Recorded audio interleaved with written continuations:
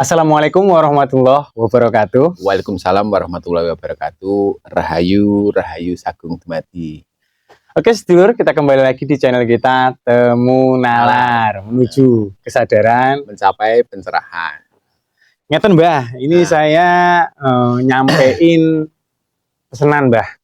Istilahnya request dari para subscriber kita. Iya. Ini kan mendekati semester kedua ya Mbah. Semester kedua di tahun 2024 ya Mbah ya. Ya. Jadi mereka menanyakan tentang prediksinya Mbah, prediksi nasib mereka di semester kedua tahun 2024 ini Mbah.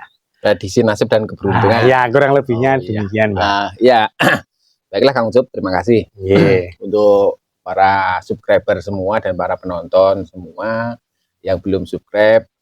Kami mohon untuk subscribe-nya. Pastikan subscribe dulu. Agar channel kita berkembang dengan baik. Kita tambah semangat ya Mbak. Tambah semangat. Iya. Terus ini Kang Ucup, kalau bicara masalah prediksi nasib itu intinya kan cuma sekedar gambaran secara garis besar, dimana itu bisa dipakai untuk para pemirsa sebagai wawaler. Itu pun dengan catatan kalau bagi yang resonate, karena biasanya bacaan-bacaan seperti ini tidak akan mungkin resonate untuk semua, karena sifatnya general reading. Dan kebetulan buat para pemirsa yang di rumah dan Kang Ucup juga, ini memasuki bulan keempat Kang Ucup, di mana bulan keempat itu ada fenomena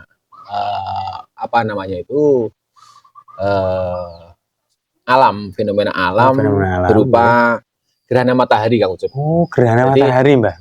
Nanti di tanggal 9 bulan 4 itu terjadi gerhana matahari total.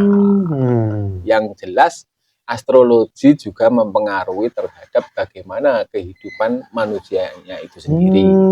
Jadi salah satu yang dipakai oleh leluhur kita dulu adalah juga ilmu palintangan. Atau dalam istilah Jawa sekarang, istilah modern sekarang dinamakan astrologi. Oh, jadi fenomena alam itu berpengaruh. Jadi itu juga bisa dijadikan untuk patokan perjalanan manusianya itu ke depan, itu baik secara personal, secara keluarga, kelompok, maupun bahkan untuk hal-hal yang lebih besar secara global seperti halnya bernegara. Apalagi kalau sekarang di Indonesia lagi kondisinya hit-hitnya tentang pemilihan presiden. Apakah juga itu resonate dengan masalah adanya fenomena gerhana matahari total itu Kang Ucup? Mari kita kupas sedikit demi sedikit gitu. Yang jelas gerhana matahari itu yang akan terjadi nanti di tanggal 9 April Kang Ucup itu berpengaruh sekali di masalah karakter tentang pemutusan hubungan. Satu, pemutusan hubungan. Dua, penyesalan tentang masa lalu. Ketiga, tentang penghakiman. Jadi memang itu pengaruh dari gerhana matahari itu memberikan efek secara otomatis dari semesta Kang Ucup, yang berupa pemutusan hubungan atau relasi. Biasanya itu akan merefresh atau meregenerasi satu hubungan yang selama ini mungkin dari sederek sedoyo punya hubungan-hubungan yang toksik. Itu biasanya di sini alam akan menyeleksi, untuk memberikan satu kepastian atau penghakiman atau keadilan. Jadi selama ini hubungan Anda toksik, bagi yang selalu berada di posisi tertekan, juga itu hubungan itu pada akhirnya akan berakhir sendiri. Terus seperti oposisi dan pemerintah yang pada akhirnya di situ juga sing awale mungkin terlalu keras untuk bertabrakan, pada akhirnya juga akan rujuk. Itu juga dipengaruhi oleh astrologi juga, oleh fenomena-fenomena alam. Sementara terus di sisi lain ada penghakiman atau justice di situ. Nah, penghakiman itu penghakiman untuk apa? Penghakiman untuk setiap perbuatan dari manusianya itu sendiri atau makhluk-makhluk itu sendiri, yang pada akhirnya di situ akan mendapatkan satu pengadilan. Jadi ini bisa juga disebut dengan masa-masa pembayaran karma juga bisa. Nah, fenomena-fenomena itu berpengaruh di kehidupan manusia, di mana selama bulan April mungkin pas waktu terjadinya pasca terjadinya gerhana itu akan berpengaruh di tingkat stres, depresi, terus kalut, kesal. Orang namanya mau terjadi perubahan kan, kalau sing perubahan dari buruk ke baik juga pasti terjadi satu ketegangan. Pastinya, Mbak. Begitu juga sebaliknya kan. Jadi buat para sedulur-sedaya, jangan heran kalau di fase-fase selama bulan mungkin memasuki bulan keempat bahkan sampai nanti mau memasuki bulan kelima, bulan Mei itu kondisi psikologis dari kebanyakan dari para sahabat semua, para penonton dan subscriber kita semua khususnya itu akan terjadi satu tekanan yang luar biasa. Itu saya kira dialami oleh sebagian banyak penduduk bumi, sebagian banyak manusia, karena itu pengaruh dari lintasan peristiwa semesta itu, Kang Ucep. Jadi, apalagi yang kemarin sebelumnya di bulan Maret itu kan terjadi gerhana bulan juga. Gerhana bulan itu juga berpengaruh. Pada waktu gerhana bulan di bulan Maret kemarin itu, jadi yang paling menonjol di sini adalah satu siklus terjadinya perang keakuan. Di situ pada akhirnya salah satu harus mengalah untuk mengakui siapa sebetulnya yang lebih berhak atau lebih pantas untuk berada di depan atau menjadi pemimpin. Seperti itu. Makanya di bulan Maret kemarin pas kontestasi Pilpres itu kan pada akhirnya diakui atau tidak diakui, kenyataannya memang perolehan suara juga ketimpangannya sangat luar biasa.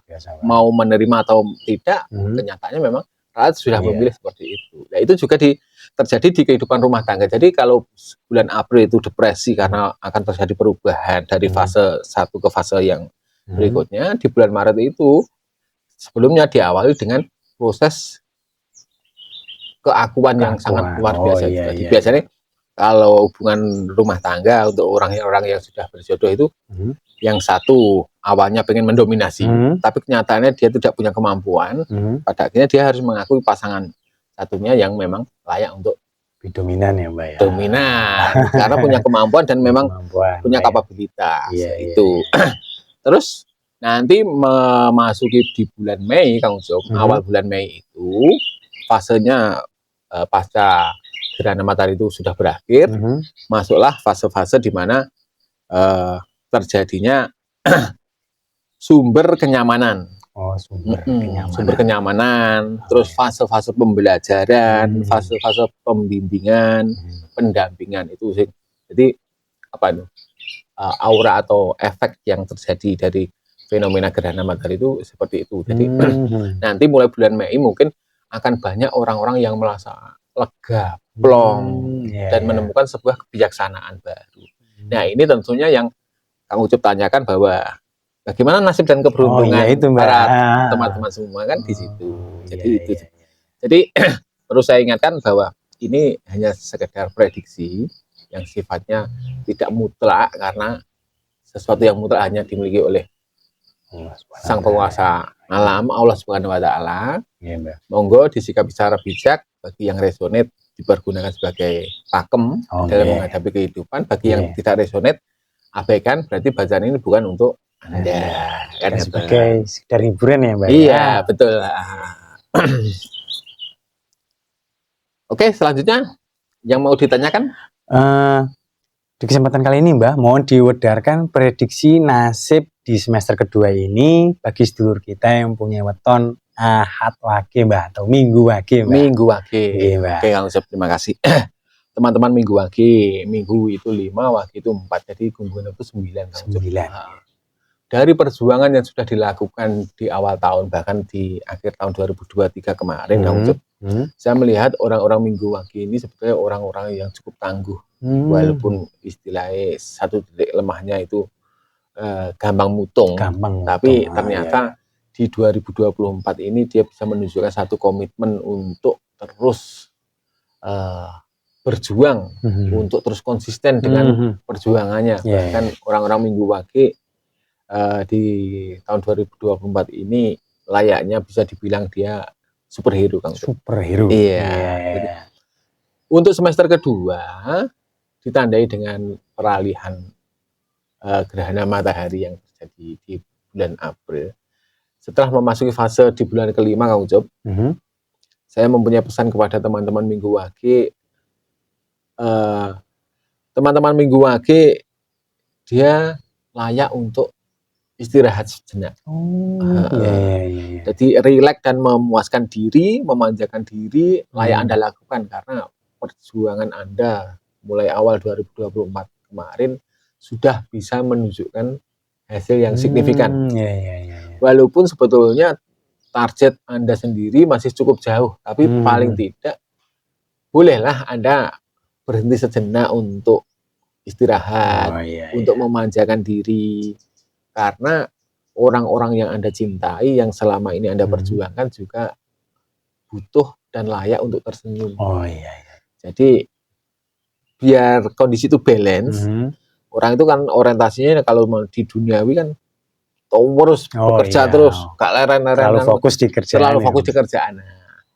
Bolehlah untuk di semester kedua ini Anda sedikit rileks untuk memanjakan diri Anda, memanjakan orang-orang yang Anda cintai, karena itu juga Kang Ucup, itu juga amalilah. Iya kan? Jadi menyenangkan orang-orang yang dicintai itu kan juga amalilah. Itu yang justru akan memberikan satu peluang-peluang baru yang akan mudah terbuka di kedepannya nanti. Jadi Anda luar biasa sekali, Anda sudah berjuang dan perjuangan Anda sudah bisa menghasilkan walaupun belum maksimal tapi sudah bisa dinikmati. Jadi nikmatilah. Jadi pakem saya Kang Ucup. Wong kerja golek duit. Duitnya ya untuk dinikmati. Pastinya. Bukan untuk ditumpuk. Nek golek duit, duitnya ditumpuk terus golek terus gak dinikmati, pada saat mau menikmati KO, Mbak. KO, kan seperti itu. Jadi, istilahnya sergep ya sergep, kenteng ya kenteng, ini ya awake ya dijogo rek. Ngoyo ning aja ngongso ya, Mbak. Ngoyo ning aja ngongso. Lek digongso kok. Ngaten untuk teman-teman akad wage, saya kira cukup Kang. Demikian sedulur yang punya weton ahad wage atau minggu wage ya. Pakem-pakemnya silahkan gunakan untuk kesuksesan Anda di semester kedua tahun ini. Semoga bisa bermanfaat. Apabila ada hal yang kurang berkenan kami mohon maaf. Kami akhiri. Assalamualaikum warahmatullahi wabarakatuh. Waalaikumsalam warahmatullahi wabarakatuh. Rahayu Sagung Dumadi.